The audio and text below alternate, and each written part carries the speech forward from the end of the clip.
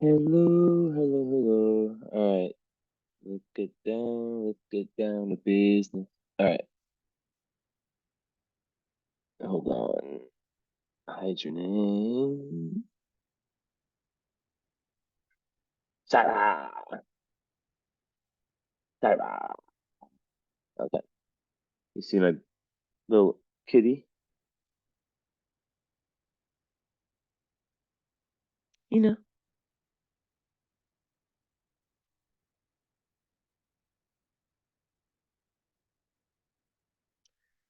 You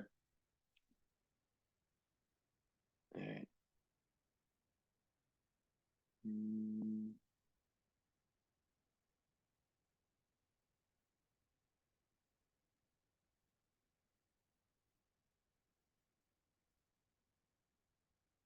what happened? Oh, whatever. Whatever. All right. All right. All right. All right. All right. Here. So we have a Virgo, 18th. So, I'm born on March 18th. You're born on September 18th. Same year? No, 96. Um, so we are born on the exact opposite day of the year. Very cool. Or wait a second. No, because I'm 28 Pisces, you're 25. Incorrect, incorrect, incorrect. Okay, so triple Virgo, Scorpio moon, not many aspects, very, like, no hard aspects, pretty much, besides the moon conjunct Scorpio. Definitely Saturn. I get so much, so much. All right, let's talk about the karmic stuff. So, past life tendency you have is to be very dominant. I don't mean that in a bad way. I just mean like boss energy, very independent, very kind of like the leader, the person in charge, the person that really makes things happen. Sorry, I'm just in my room right now. I'm just doing something really quickly. I have to unload this key. So you might not hear me for 2 seconds. I'll still talk anyways. Wait a second. Um, yeah. So the South Node energy, right, in a chart that represents the been there, done that in past lives. So I get a lot of clients that have this Aries South conjunct Saturn, and it really is representative of someone who is has that tendency of being, very, very much living for themselves. Not, I don't mean that in a narcissistic way. I mean that in the sense of like, if you think of a relationship, Libra and Aries representing relationships, Aries is like the epitome of Aries, right? They're opposites, right? They're opposite signs. So it's the same energy, but opposite manifestation. And if you think of Aries, it's like, I'm not willing to do shit. I'm not willing to compromise at all. That's like the extreme of Aries, right? Now the extreme um of Libra is codependent, codependent, codependent.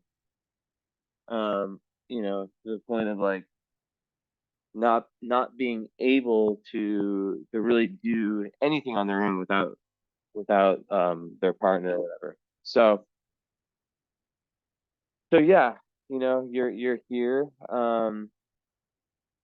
you're here and you're trying to move towards a life of compromise, a life of balance, a life of diplomacy, and you're trying to move away from a tendency, um, I guess we could call it being too much in the world of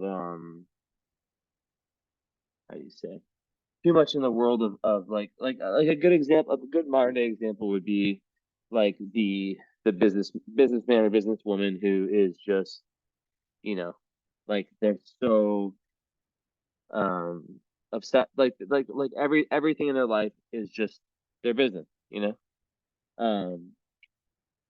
So yeah, the key is to move away from that and to find a level of balance.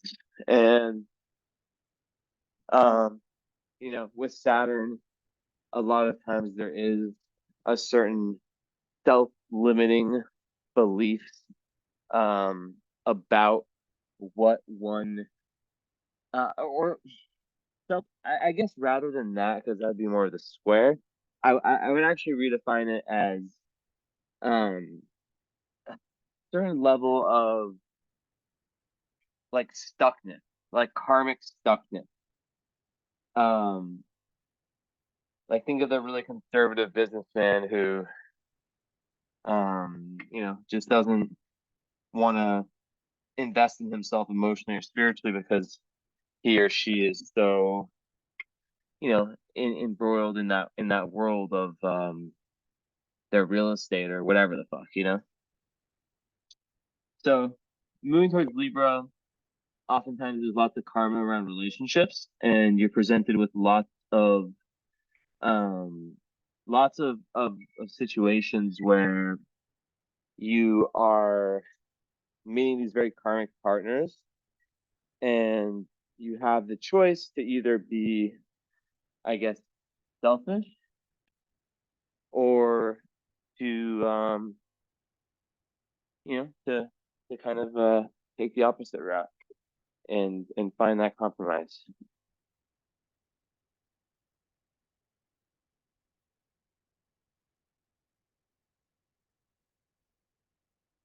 Oh my cats, thank God. So yeah, the fact that it's in the eighth house, um, on a karmic level, that speaks to just a little bit of a over dependence on kind of coming together with very powerful people or very powerful symbols of like astrology is actually an example of one, because by understanding astrology, you are able to like astrology is power. Literally, it's power, right? It's an example. It's a form of symbolic power. So another example would be forming very, very strong, um, like really teaming up with people, organizations, whatever it may be, that are very, very strong. And yeah, so in this life, your second house north node in Libra, it is really asking you to develop your own personal values based on your true authentic self. Um, and for you to go through life in a way where you're making your decisions based on this set of values. Yeah. So backtracking, we'll come back to this, and also, your north node is conjunct.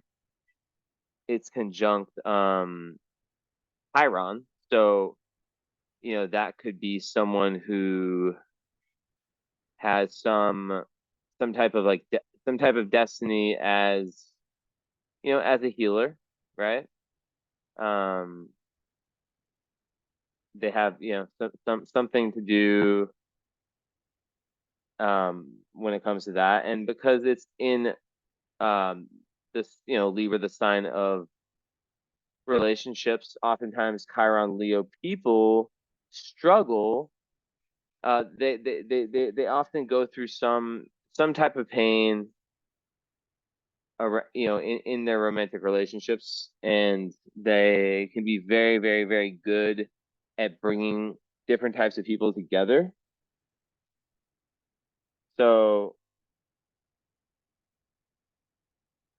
but the whole thing with Chiron, it's the wounded healer, right? So it's not uncommon for them to, yeah, to like, as I said, to go through these difficulties on their own, so that they're able to help people later on.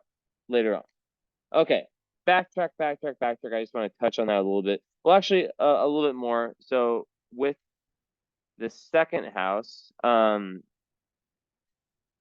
yeah, I mean that is really like, so it's like leaving, like, you know how I was saying that the tendency to kind of depend a little bit on others, a little bit too much on others. Well, in this life, it is not like that. It's really, really about you finding, in like, so an example of meditation, internal resources, right? Where you are not having to depend on others, where you can just go within yourself and figure shit out. So, and because second house is it has a connection to the sign Taurus, if you want to think of it like that. There's a whole there's a lot of it is linked to embodiment, right? That's one of the best ways to think about it. Like, how can you be embodied, right? How can you be embodied? And I think like second house north node, a great thing is it really asks you, where do I find my value? Do I find my value based on um my possession, based on, how much money I make, based on my status, right?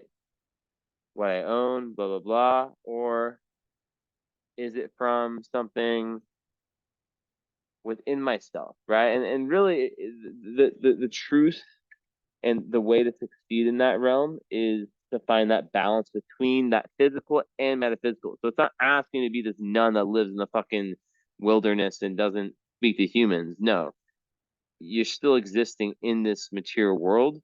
One foot in the physical, one foot in the metaphysical, right? And always find that balance. Now you can take your eighth house expertise, which is your intuitive, your karmic intuitive, and your karmic boss energy, your ability to be this very independent leader, pioneering person who's a risk taker, who's not afraid to do things that might shake the feathers a little bit, and and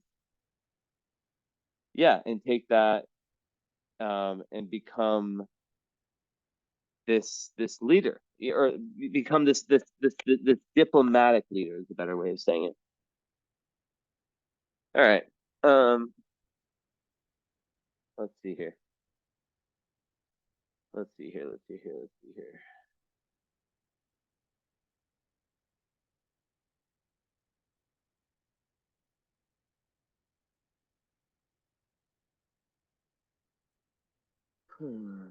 Okay. Well, okay. So as a Scorpio moon with Pluto, you have what's called a Hades moon. Um, you have what's called a Hades moon. Let me actually pull something out. Hold up.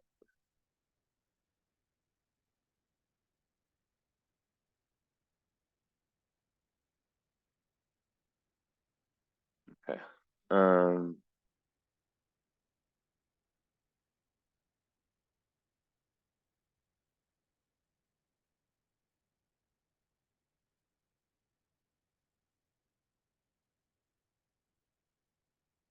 Hold up. I need to find this thing I wrote a while ago.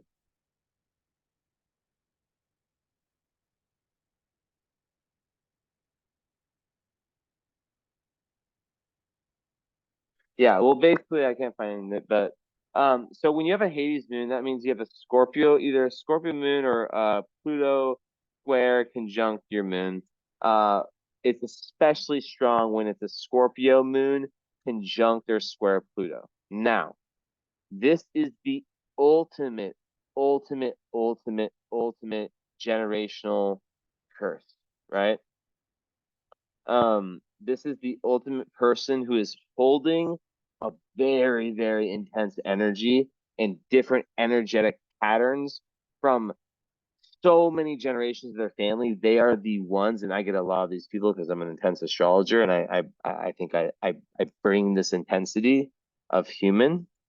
So there's a lot of unresolved parental and emotional issues that stem back many generations. So I always tell my clients who have this, I want to give you this message because it's big. Imagine 18 generations of your family where they just couldn't figure this shit out, and you're the one that's here to do it, right? Um, so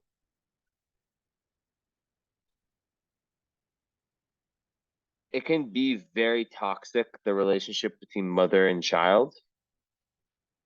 There can be a lot of abuse, a lot of control, and it forces that child into understanding the darkest part of human, just of human behavior and human nature at a very young age, which expedites them in their process. Like they grow up fucking fast, and that's very karmic, right? They're meant to grow up fast. Um, so the thing about it though is that it creates the toughest person possible. You can never put a Hades moon down. And there's a super crazy rejuvenative force. It represents death, rebirth, transformation, and the Hades moon has to learn to let go of resentment, which is easier said than done, and to let go in general, and to surrender, and to look at the fact that me as this astrologer is saying this stuff right now, and I don't know shit about you, and I'm telling you that resentment is resentment for someone else is like drinking poison and hoping that someone else gets sick from you drinking it, right? So being able to, whether they're alive or not, being able to reach that place of forgiveness or at least understanding is massive.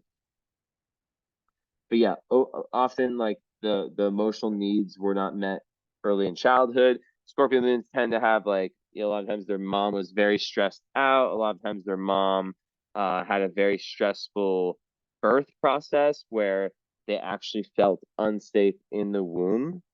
And they can really, really do good as it, as it relates to working on their root chakra. They can have a really fucked up root chakra. Hold up. iPad's fucking not working.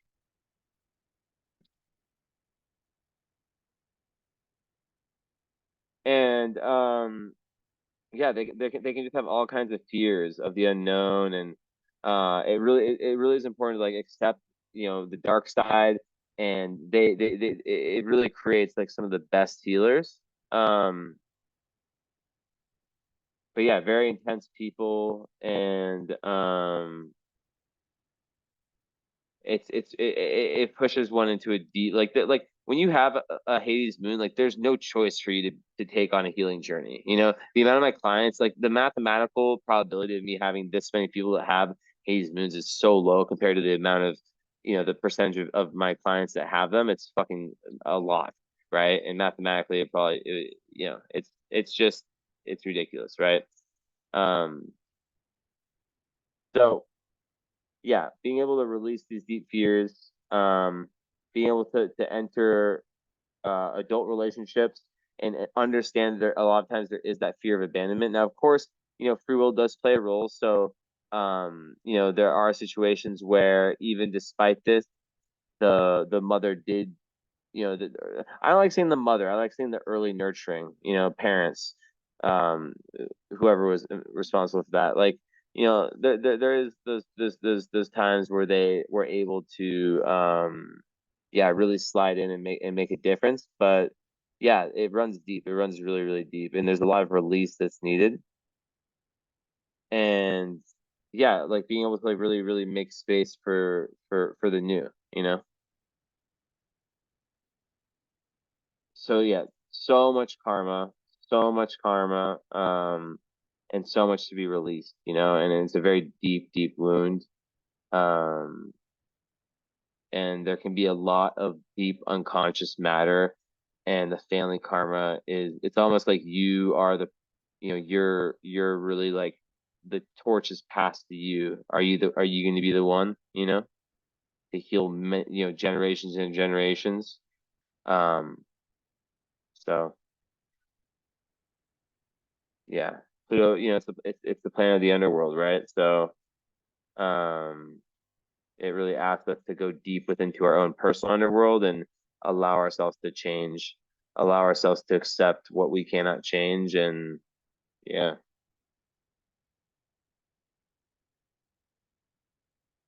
so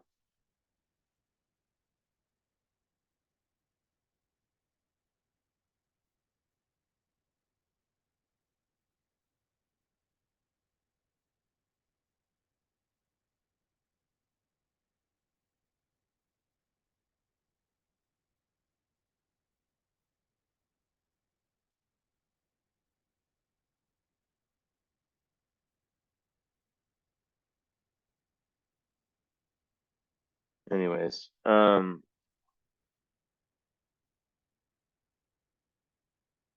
so with a Scorpio moon, there can be like a real like in relationships, they really really need to be able to express their deepest emotions, their darkest emotions. They swing back and forth. They have really intense emotional lives. The women's have better ability to like transmute this than the men traditionally, um, because they're able to speak about their emotions. Um, But yeah, it can be very, very toxic, but it can also be transformed into the most like empowering person that can never be struck down. That's so spiritually strong, right? And that's usually, like later in life what it becomes. And and then people look back on it and they're grateful for it. They're grateful for it because they're like, without this, I wouldn't have been who I am today, right? And you see other people who grew up rich and shit, or it's not even about money, but who grew up kind of easy, perfect family, which is nothing wrong with that, but like they don't have that grit that you got, right? So this is a surefire sign that you have taken on a intense karma. With that said, you don't have many tough transits. So this is something I see a lot, is like I'll see someone like this where it's like, okay, or not transits, aspects. So this is like literally your only real tough aspect in your entire chart, besides Uranus opposite Mars, right? So it's really concentrated. It's like, okay, you're gonna have to really deal with this one. Okay, moving on. But yeah, with Scorpio moon, it's very well aspected. Besides that, um, it's sextile. Um, oops, it's sextile the sun. That's really really good. That usually means that both parents express themselves or like have like a pretty similar message. Mom and dad usually means that. And that your feminine and your masculine side have a sort of balance. uh like I always say, if there's two captains running the ship to you, that they are headed in the same direction or a similar direction, right? Because Virgo and Scorpio are two signs that work very well together. They're both serious signs. They're both signs that they don't want to muck around. Like they're real. Like there's a real level of authenticity to them. Sometimes overly seriousness. So that's one thing I want to bring up to you, is that you don't have that many signs. Let me just like do a quick scan before I make that statement. Okay, so you do have, okay, so your chart is saved by your Leo Mars and your Leo Venus. Now they're in the 12th house. This is very needed because your chart's super serious, but then you have these very playful energies. So that's nice.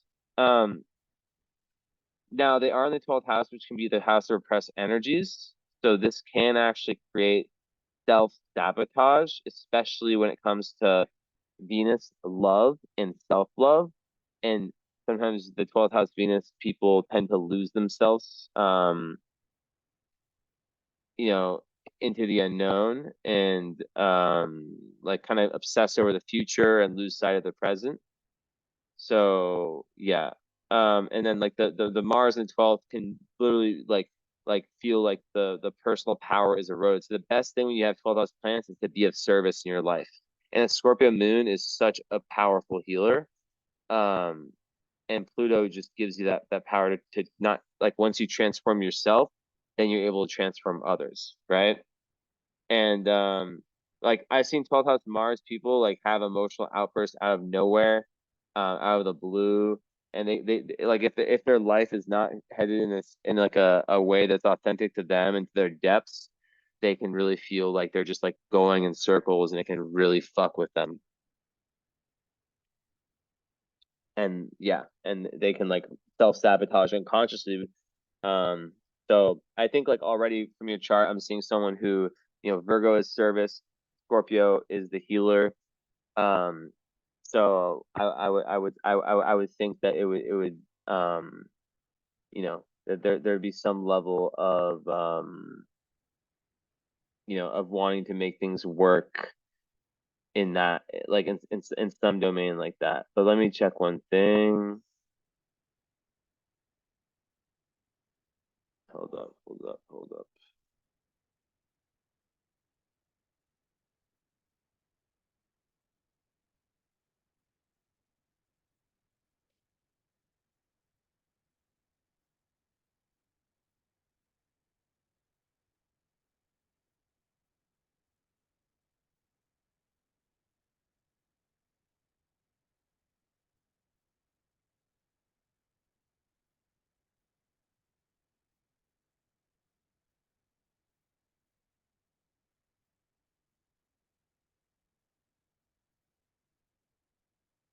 Where are you at?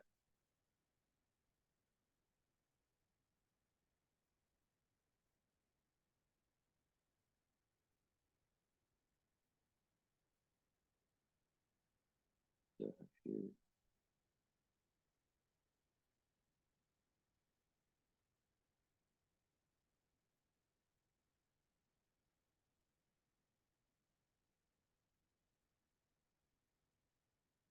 Yo, where are you? You not following me or some shit? No, you definitely do.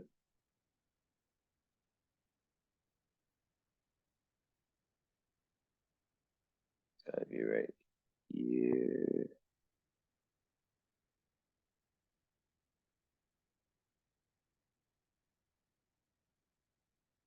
No, you don't follow me. I don't think. Why not? Thought you did.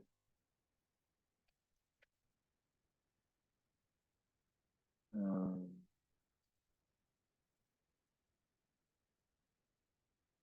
they spell it.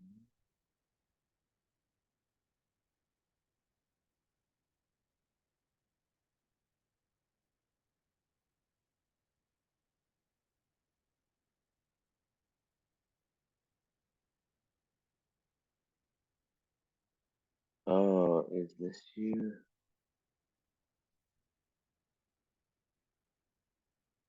No, that's not you.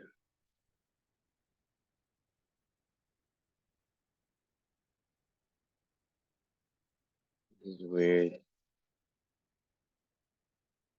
Did you delete your IG or some shit?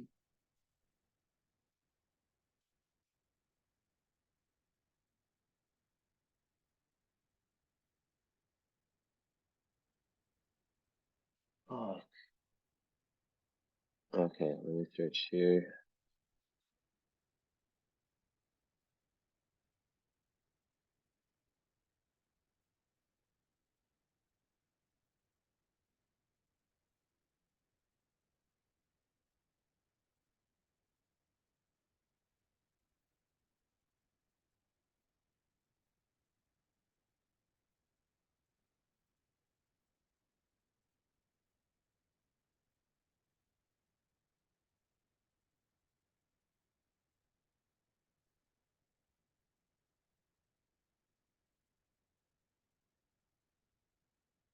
Ah, there's two S. No.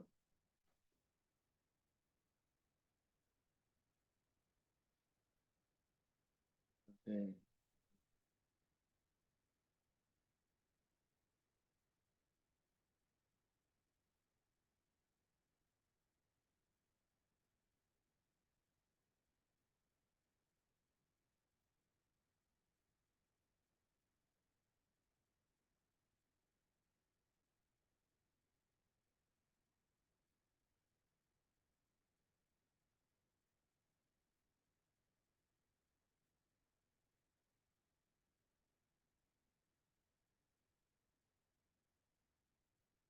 Alright, I just messaged you.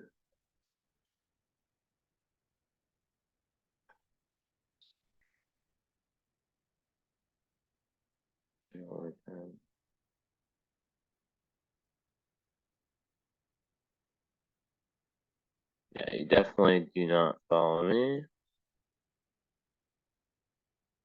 My guess is that you didn't unfollow me. You probably, I mean, who knows? Maybe you did. You did. You're horrible. Well, that sucks because I'm not gonna get to read your messages. Um, although do you have? Oh yeah. Well, you have the follow up, so we can just talk about them then. How about that? Okay.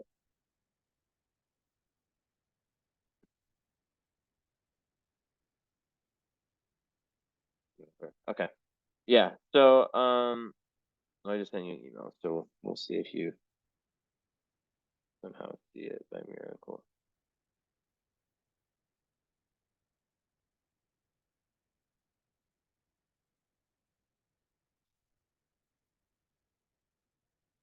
All right. So yeah, as a Virgo, rising, the Virgo is like the most important thing is like the perfectionism that Virgos have. It can be so detrimental, if you have that 100 or 0 mindset. Like I have to get to 100, and if I don't get to 100, I fall to 0. I allow myself to just crash. I'm not good enough. No, you need to be okay with 70, with 60 some days, with 40. Like the best you can do on any given day, that is what you do. And you will see that you are a fucking Virgo. You are a fucking savage. Virgos are the shit. Virgos are the fucking people who I would fucking work with. They get the job done. They are, their downfall is how critical they can be. But what can you do? So, yeah, the fact that it's in the first house, that just makes self-expression really, really important to you, and just like freedom and being able to explore and to go through that like personal development in your life. Um, you're really, really here to experience life in this very independent way, um, in this very assertive way, right? To kind of move through and find your own destiny. So, yeah, Virgo risings, they tend to be very, very observant, like they see everything.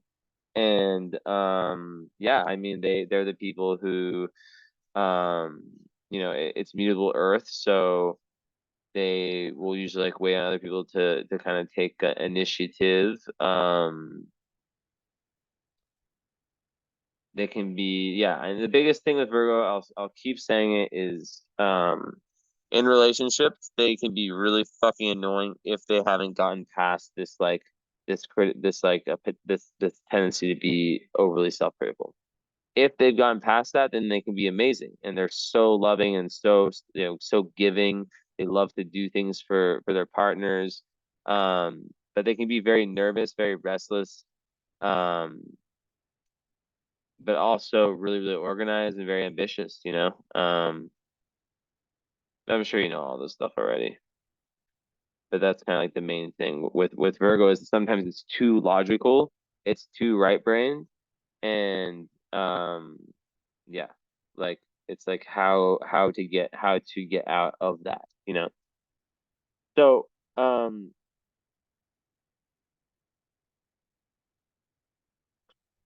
yeah, interesting. So you have Mercury on your, so okay, so you're Virgo rising, Mercury rising. So I would imagine, so you're born 96, that you will look very young. I have never seen a photo of you, by the way, but typically when there's Sun conjunct Mercury, I have it also. Like you'll probably can't guess how my age.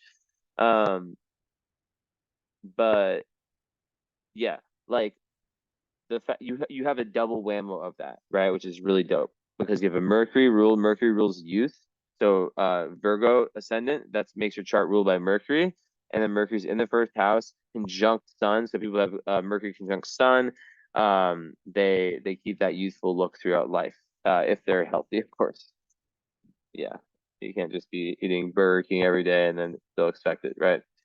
Um, But yeah, so okay, really, really important. You have what I have, which is one of the worst things or most difficult things in astrology. You have Pluto. So not only is your Scorpio moon, you have Pluto on the IC clock. Um, so what that means is that you have probably a lot of trauma from your childhood.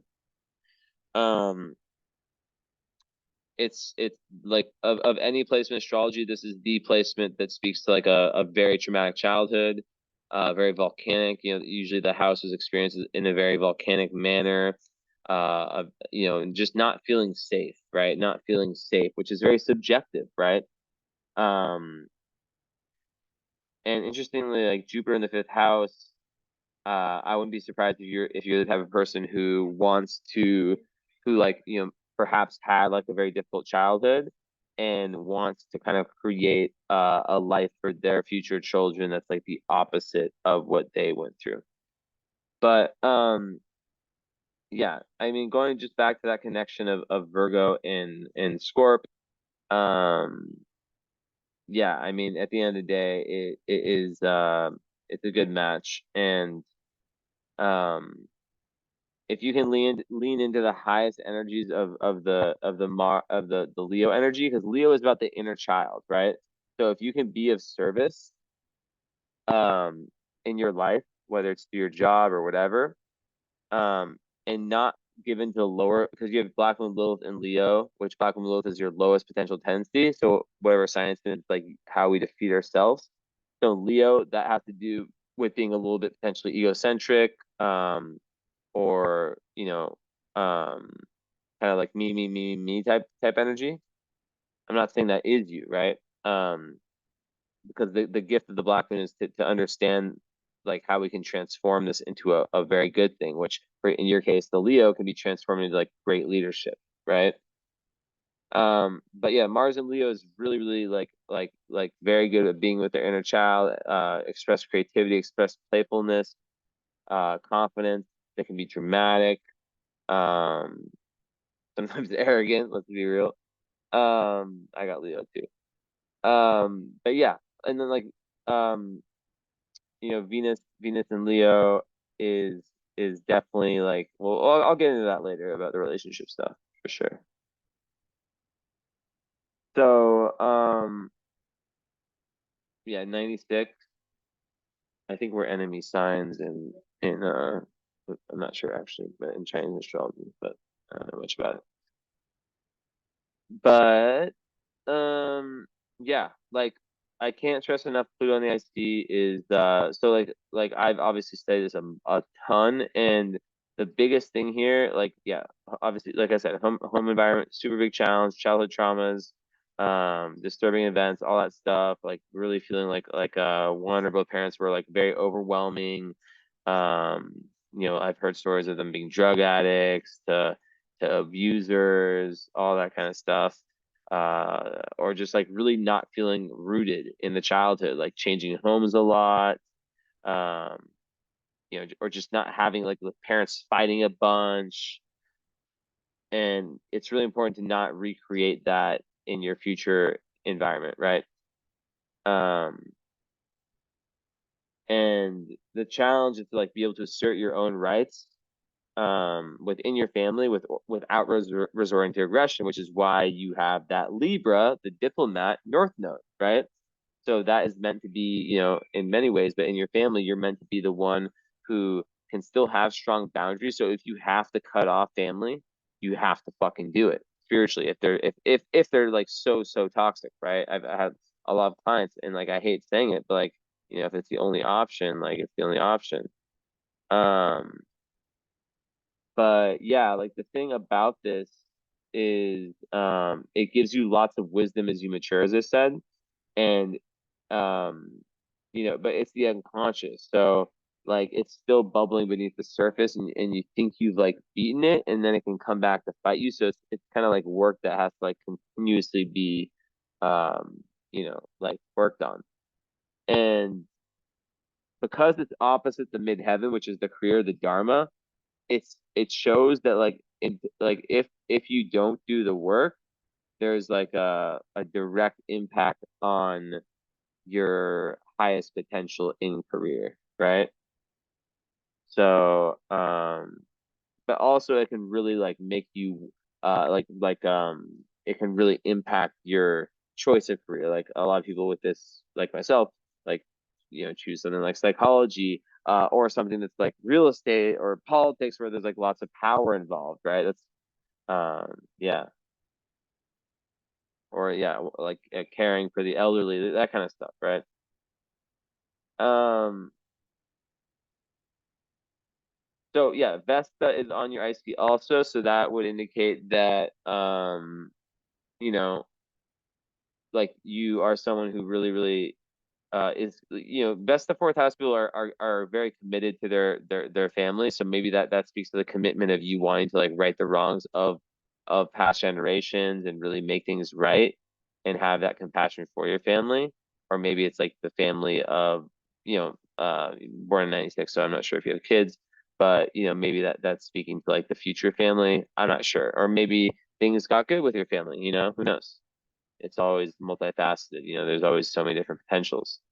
But yeah, usually people with that, they have like lots of like early like extra responsibilities when they're growing up that prepare them for like lots of responsible roles later in life. Um, so yeah. Now, one other thing in your chart is the potential for dogmatism. I see this in a few several places. So very, very important to allow other people's opinions in. Um, with Mercury combust in with the conjunction to the sun, that's something that's common. So and then yeah, that's then Sag can sometimes exclude other people's point of views, right? Um okay. Series in Sag, that that really speaks to like in the fourth, series in the fourth, they just once again it's another placement of someone who would care for their family, or also just like really like care for their that spiritual relationship with themselves, and just like really it's more of like your role as a parent being like a cornerstone of your life. So I definitely see you having kids, especially Jupiter in the fifth house is one of it's the best placement for kids in a chart. It means that you'll have a very strong, like optimistic karmic relationship with your kids. um yeah. And then like yeah, Sirius and Sag, like in terms of like loved ones, they like adventurous loved ones who are open-minded and such. Yeah, your kids would be super interested with Neptune and Jupiter in that fifth house. They would be yeah, very, very expansive, very, very like a very strong karmic relationship within like between you guys. And then Neptune gives them that very like interesting kind of like mystical, mysterious, creative, out of this world Pisces type vibes, so it's pretty cool. Um and yeah, and Jupiter in the fifth house is also amazing for creativity, and just being like, and when children, it's like it's not just having children, it's being inspired by children, by your inner child. So yeah, like really, really liking the freedom to express that inner creativity. Um, yeah. Okay, backtracking. So yeah, as I said before, North Node conjunct Chiron, you could have a destiny as a wounded healer who has to go through some pain early on, and then is able to manifest that into a career as a healer. It's not uncommon. Um, so I see that big time. But yeah, like the hardest part of your life would most likely be the childhood, and then it's just like really, yeah, just going back and yeah, I mean not living there, but like with this 12th house I see, like I swear, um I've seen it so many times, people who when they choose the whole thing of Pluto is like ego versus soul, like what the soul needs versus what the ego wants. And when people choose more of like what the ego wants, I've seen it so many times where they just have like kind of unfulfilled lives. So I think like with that, but like at the same time, the 12th house planets can be like the very strong planets, you know? Um, it's the house of repressed energies because like early on they are very, very raw energies when they're young. So yeah, like it can be difficult for them to it can kind of be it can kind of be like a hit or miss, you know, whether they become like repressed energies in the psyche, and if the people are kind of afraid to express their love freely, Venus, or their Mars freely, their action, assertiveness, ability to move forward in life. So yeah. Let me check. Email. No, bad. I don't know what happened to your thing. Too bad.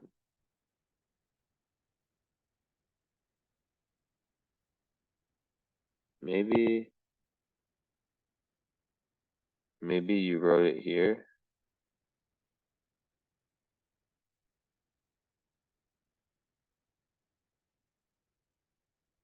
Let's see where you at.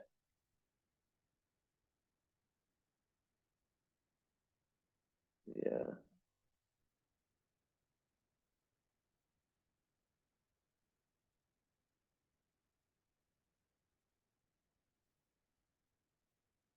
so weird. Whatever. Oh, okay. So yeah. Yeah, so leaning into your fun. Jupiter in Capricorn, that is some boss shit. Um, that's very good for money and for success in organizations. Someone who's able to really get the job done and be someone that can be counted on and very responsible. Usually they're quite traditional. Um, and yeah, they seek like kind of like that status, that professional status a lot of times. Sometimes, yeah, yeah, it's a good one for money for sure. Um,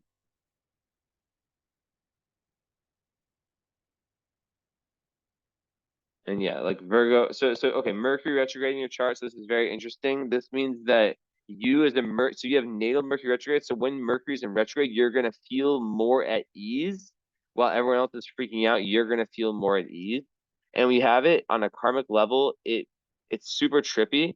But basically, it's because you either underspoke or like something the way in past lives that you were thinking because of your karmic stuff with this with the south node in Aries, right? The karmic south node, the karmic, been there, done that in Aries with Saturn.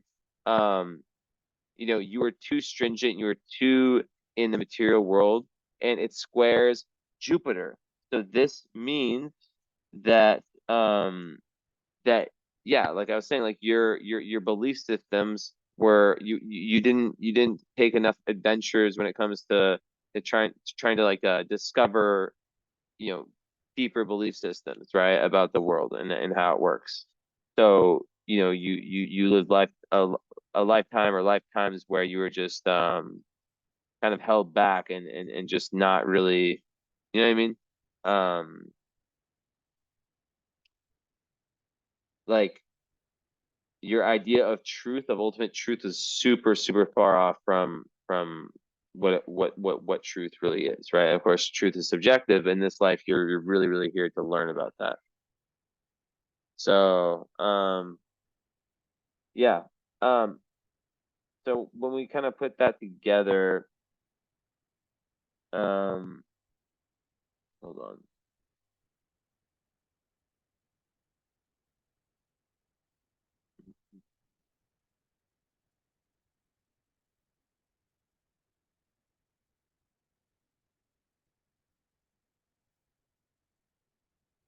Yeah, so with the Mercury retrograde, that means that you either underspoke or overspoke in this lifetime, or spoke in a wrong way.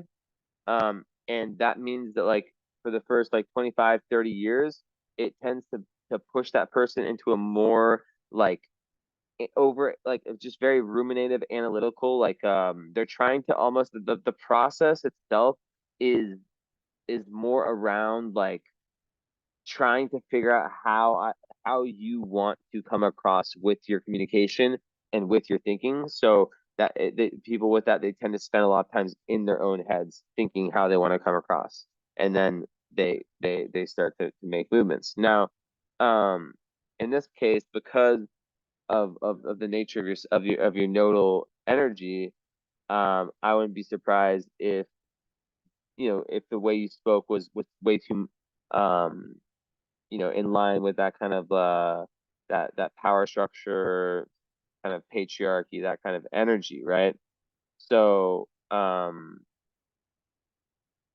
perhaps there was times where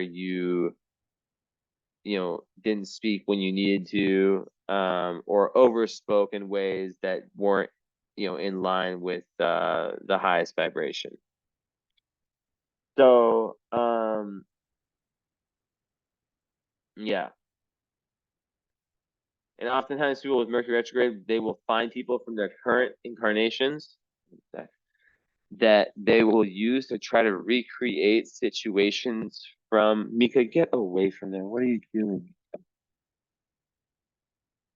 So they'll find people from past incarnations that they will um try that they'll try to use to recreate um past life. Sorry, my cat just fucked me up. They'll find people from past incarnate or from current incarnations, right? That will be like basically playing a role of someone that that they incarnated with in a past life. Um, and it's just a complete transference, right? So it's like that person, that person isn't actually connected to what happened, but they're playing the role, right? And also sometimes they will um inflict uh past past life, and this is really trippy because I have this with my brother. Um, like I know he like he sees a past life version of me, um, while everyone else sees the real me, and or the current me. So sorry. So yeah, I don't know if that rings a bell at all, but it can be very, very trippy for sure. Very, very trippy. Because it's like you're not even talking to that, you're talking to a past life version of someone that you can't remember. Okay, so let's see. The Saturn eighth house by itself, people Saturn eighth house, um, they need to like they can their first 30 years can be very, very difficult in terms of like taking these like spiritual risks, and these risks when it comes to diving into the this death rebirth transformation that your Scorpio moon needs so much. But they can have a very, very, the cool thing about this is that it can give um a very, very serious approach, I guess you could say, to studying the esoteric and the occult, and anything that's beneath the surface. So they can be people that can really, really, like a lot of astrologers and people like that will have um eighth house Saturns, I've noticed, or just like healers in general, because yeah, they can really become very organized around that type of information. But maybe for the first 25, 30 years, it's difficult for them to trust. Um, okay, love life stuff. So your moon, obviously in Scorpio. So Scorpio moons, they need someone who they can say all their shit to, as I said before. They need someone who, I never say like you need this sign, you need that sign. It's more like, a Scorpio moon, like they need to be understood, because their moods can go back and forth, very, very powerful emotions. So you wouldn't do good with a pussy, that's for sure. Um, But you know what's interesting? I've seen so many Scorpio moons, like Hades moons, who are the sweetest energies. And I can just tell how much work they've done. And it's like, yeah, they have that intensity, but they've just done the work, and their energy's so light, and like it's so beautiful.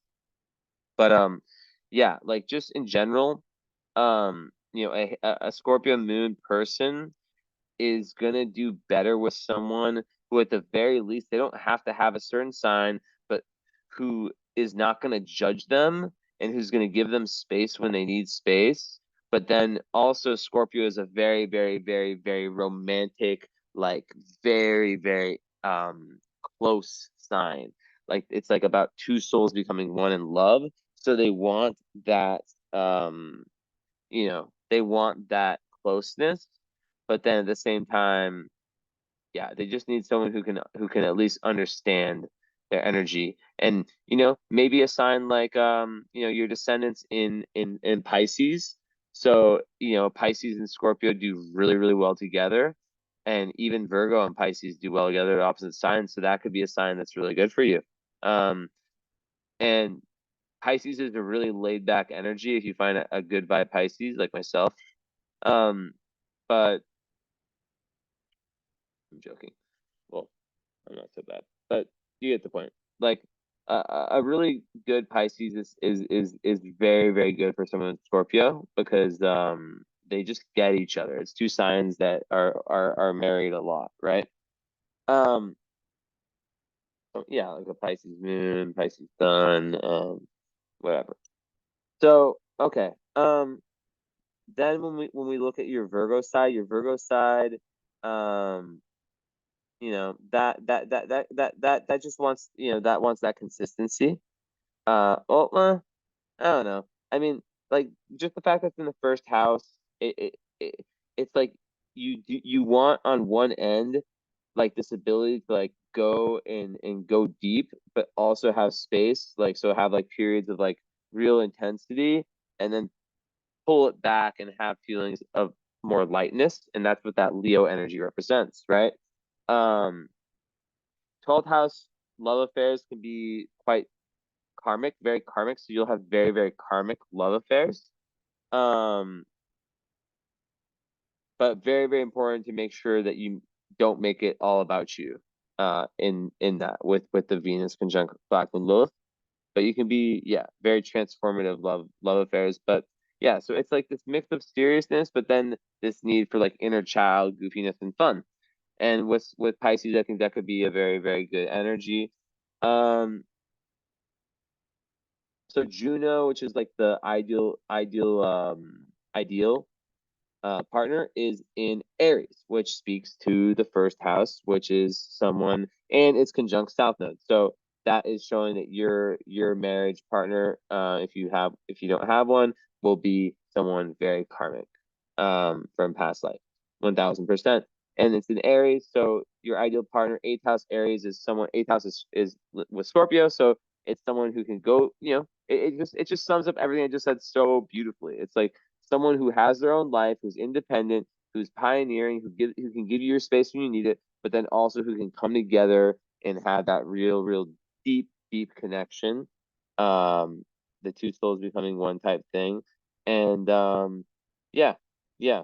And of course, yeah, like we can't lie, with a Scorpio moon, there is that need for feeling safe, you know? So that's why I think Pisces energy, or just like a Taurus energy, like some kind of very safe energy, could be very good. But any two signs can get along. Remember that. It's not about that.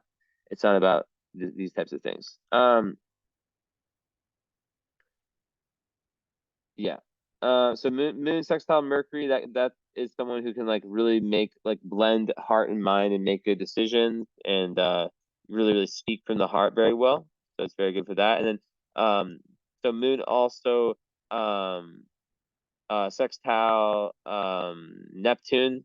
That is really, really good for giving this like sensitivity, especially when it comes to spirituality and feeling other people's emotions. That's really nice.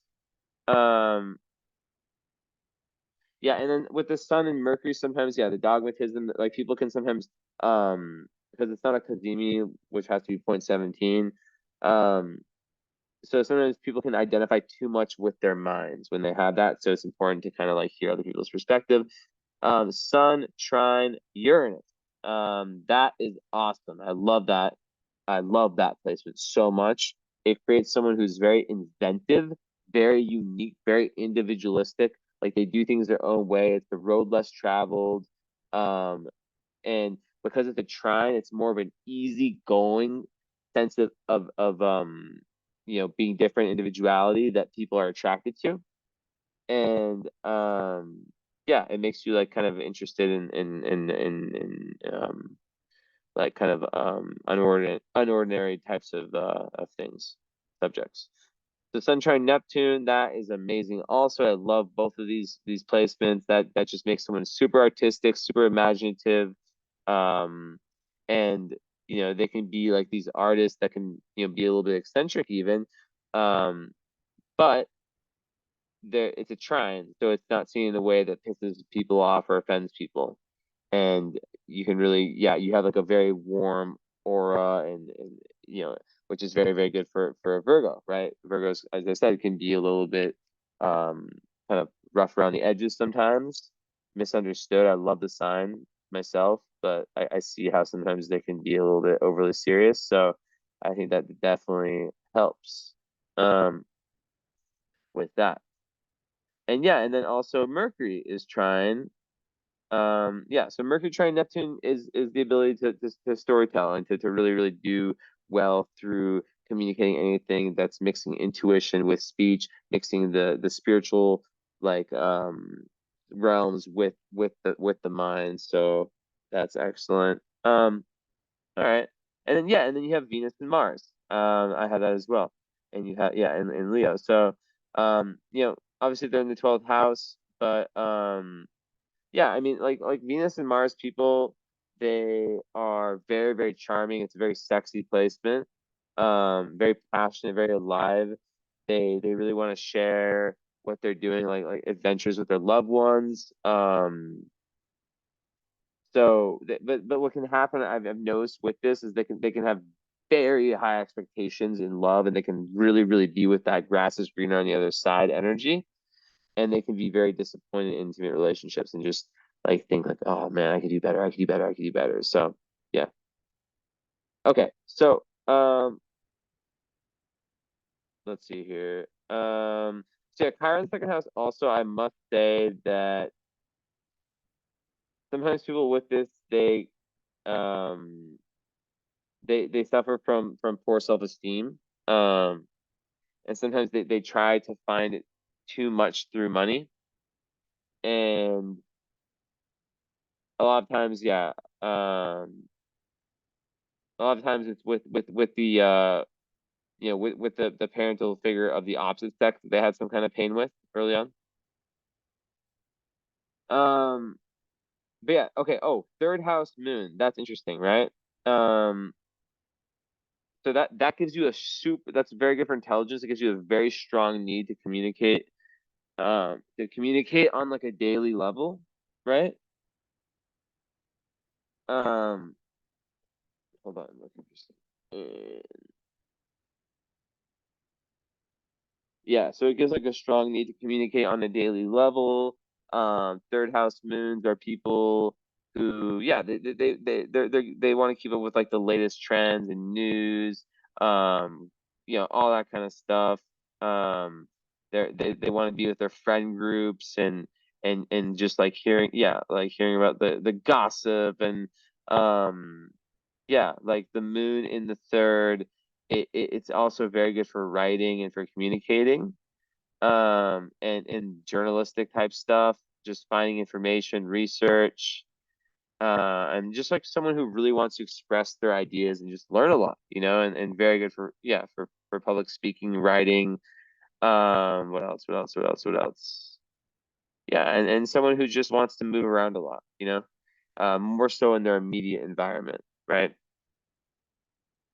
So yeah.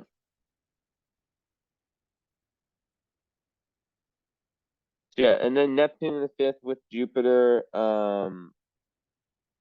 Yeah, Neptune in the fifth people, that just gives like a super strong artistic nature where you can like literally create through your intuition. Um, Sometimes when it comes to children, they have to make some type of sacrifices. You know, like it can sometimes be career. Yeah. So sometimes they feel like they have to make some types of sacrifices for um their children. Um, but yeah, like I was saying before, and I'm looking for something really quick. A book. I don't know if I still have it. I'm not. Let me just want to see here. It is.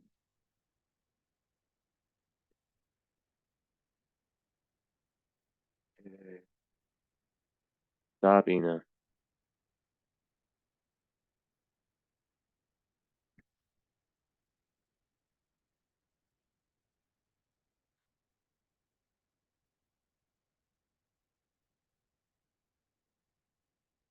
No, no, no. Get out, Ina.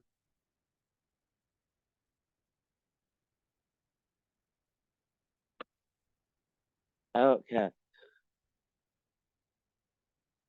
Out. Bad kitty.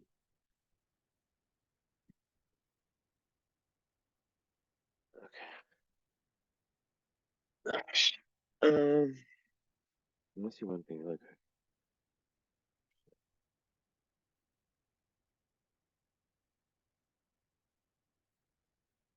yeah, okay, that's what. Yeah, so it is a sign of keen intellect. Quick intellectual grasp of things, very adaptable.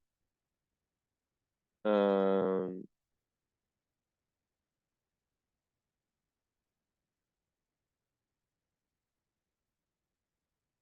yeah, just very intelligent, very um good at making like adjustments in the day to day. Cool. Um, yeah, um,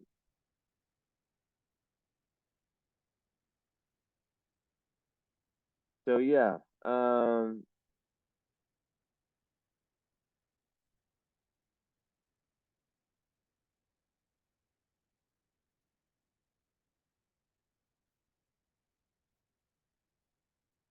Another thing about the Pluto in the fourth house, it may indicate a special kind of aggressiveness. I haven't looked at this book in forever. And a crusading spirit, the individual in such a case makes his greatest contribution to society, whether constructively or destructively, by acting from his or her own individual center with an extreme of self-reliance. Interesting. That's a different way of thinking about it. Um,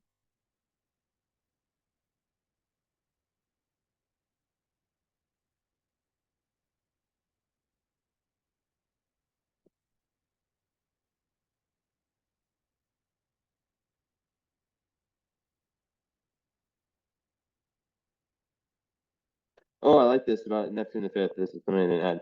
It encourages one to aspire to large goals, global realities, religious experiences, yeah.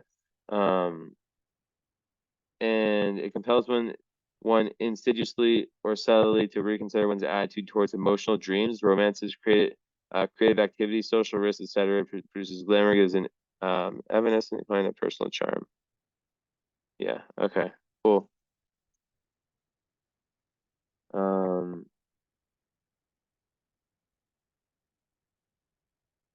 Yeah. I saw that. Yeah, and then Jupiter in the fifth house, as I was saying, like it is definitely someone who believes in themselves and who's also like fifth house. Another thing I can mention is like in love, it's like the initial stage of love. So a lot of people with Jupiter and Neptune in the fifth house, there can be some confusion. So you have to watch out. I'm not saying this is you in any way. Please don't take it like that. But I've had clients who have like Neptune in the fifth, it can like create this like very romantic energy and like the initial stage, like they call it, like I'm not saying you have one night stands, like call it that area, like the first meeting, like where things like you know aren't what they seem, and then they end up with like pregnancy, and then Jupiter can kind of have that same effect where it can have like lots of luck and lots of like really, really amazing experiences that can be a little bit short-lived. Because then, and in the eighth house, Uranus can actually make someone quite shy, when it comes to the real souls bonding, like on that level, right? Like feeling very overwhelmed by that deep intimacy. So maybe you're someone who, and it can, yeah, it can like kind of restrict that sexual expression and all that. So yeah. Okay. Well, gone over pretty much everything. Let's see. This is about medical astrology.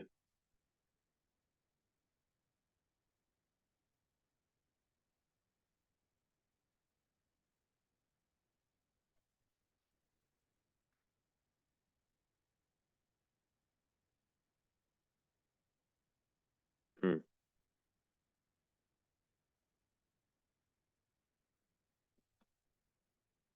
Yeah. So yeah, the sixth house Uranus is like someone who really wants to make a very, yeah, very unique contribution to society. Vertex there too. So it's your doorway to higher awareness is through service. Um, and yeah, also I have Uranus in the sixth house also, right? So it's like, I understand very well, and it can be this very, very like for example, it's fucking like, okay, this is like the latest day of forever, but it's 7 a.m. right now. I've just been working all night. Um, so yeah, it can kind of create like someone who has like a very, very different, very unique um type of schedule, right? Um, that doesn't really necessarily appeal to the everyday person. And also you have to like really be careful to not like there can be like these like sudden changes in health, which I haven't experienced, but it's just really important to understand what works for your body. And also it can make one have like very, very psychic relationships with their pets, which is pretty dope. And they can, yeah, become, it can be difficult for them to kind of like exist. But yeah, Virgos are actually very, very good workers. They can do well in the material world. That's more Neptune, the sixth, that does that. Okay. So let's see here.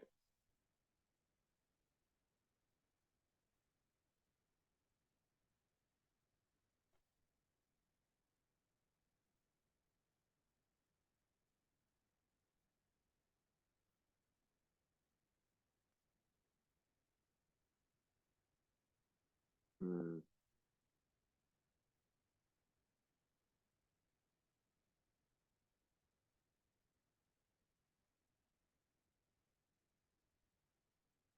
Oh, I know. That's cool. Hmm. Okay, part of fortune is in the 11th house in Cancer. That means that um like you at your best place is by you finding a tribe, like it could be like a family, like or not actual blood family, but like friends that are literally your family. And really like just connecting with them and joining forces with them for a greater cause. Um, yeah, so yeah, like any kind of like any kind of ideas that really uplift humanity um are amazing for you, right? So yeah, and just like also like if you become a mother, like that is huge with that placement. So okay.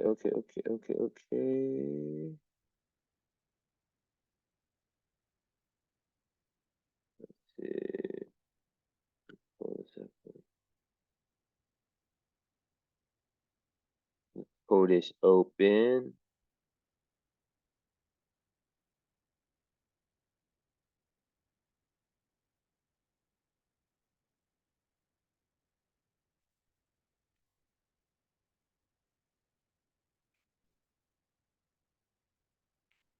All right.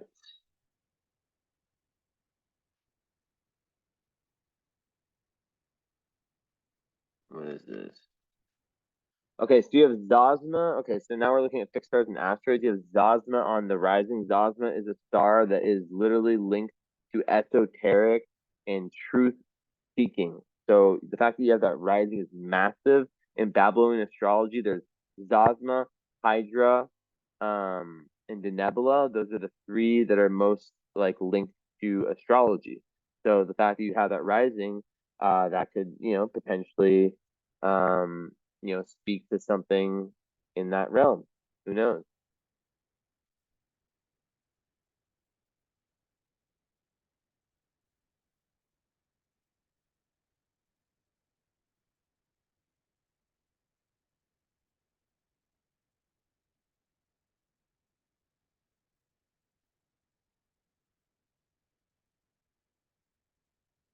See here.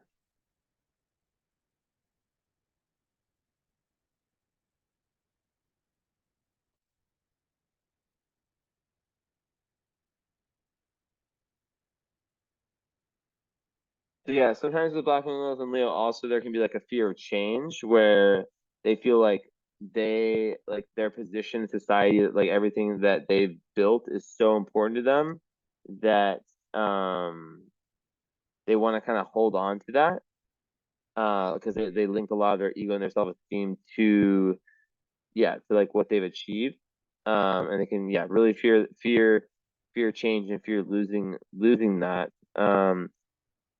So it can really be about being able to like allow other people to shine, um, being able to take second place sometimes, bringing other people up, and then that actually has like a really great impact on you, right? Okay, let's see. Uh,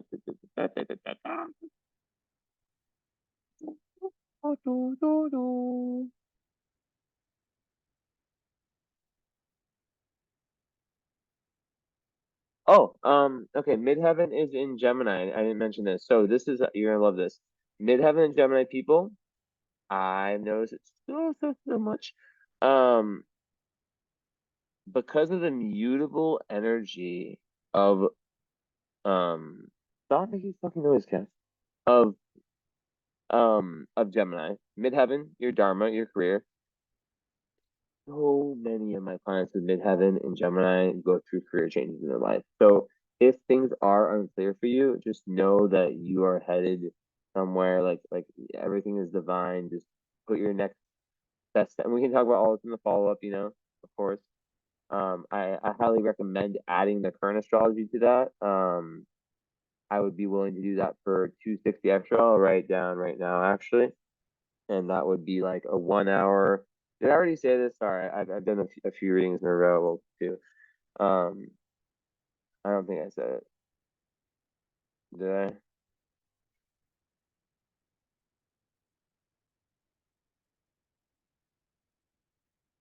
Okay, I'm just gonna write offered 260 for current. So that's like you already have the 1 hour reading of of just us talking about all of this.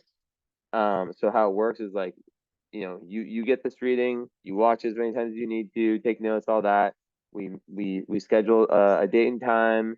Hour one, which you already have, is the follow up. It's only about this, only about natal. Natal never changes. And then hours 2 and 3 is about the current astrology, predictive astrology. It's always changing. Like let's say you have Pluto right now on your sun or on your square your moon, right? By transit. Like your whole life, like this chart's not going to resonate. The reading won't resonate as much because of the current impact. And there's so many different ways I go about it. It's very, very magical. It's just a completely different type of astrology. So usually it's around 440 or something, and I'd be happy to offer you that massive discount. So let me know, zero pressure as usual, as always. Okay. So that's if you have Zosma rising.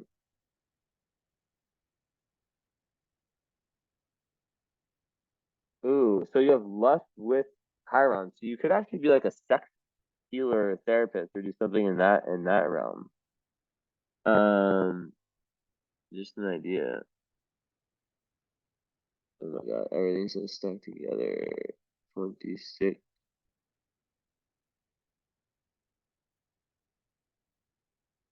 Cupid on your moon, that just makes you very seductive. Um, Usually that's the vibe that gives. Although I haven't really studied Cupido so much, to be honest with you. Just being honest.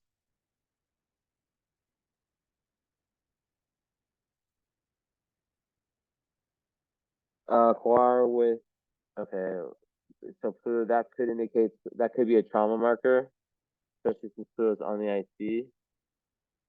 So, yeah. Don't touch my butt, what the fuck?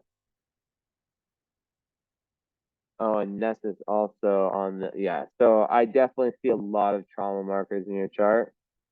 Um, yeah. Yeah, I definitely see a lot of them.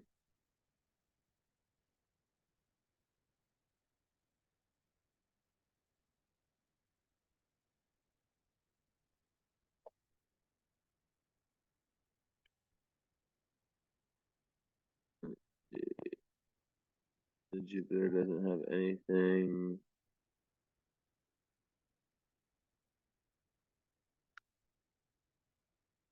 Yeah, and then Altair with Uranus, you could be like a very unconventional type of like very strong leader, which is cool.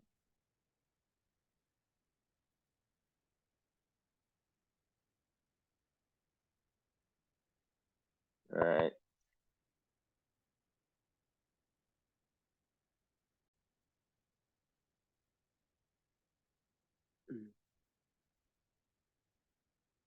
Okay. Yeah. So yeah, I can tell you like with the midheaven and Geminis, like they are the people who have the money maker, and then they have the passion, and then over time the passion turns into the money maker. So yeah, having two careers, like usually, yeah, like that is the realm of the Gemini midheaven. And then it's ruled by Mercury in Virgo. So yeah. So overall, you're here to, yeah, as I said, you're here to, to find balance within yourself, to not need to rely on other people, and to also have yeah, like really learn cooperation, um, like not force your opinion onto others, to be very open-minded, develop that selflessness, sensitivity to the needs of other people, that's Libra. um, and not like boss people around. And yeah, and be of service in some way, or do something if it's not a service to really get your creative juices flowing. I see like, this trauma. So like the Hades moon is such a massive part of this chart. So thank you so much. And let me know about the other readings.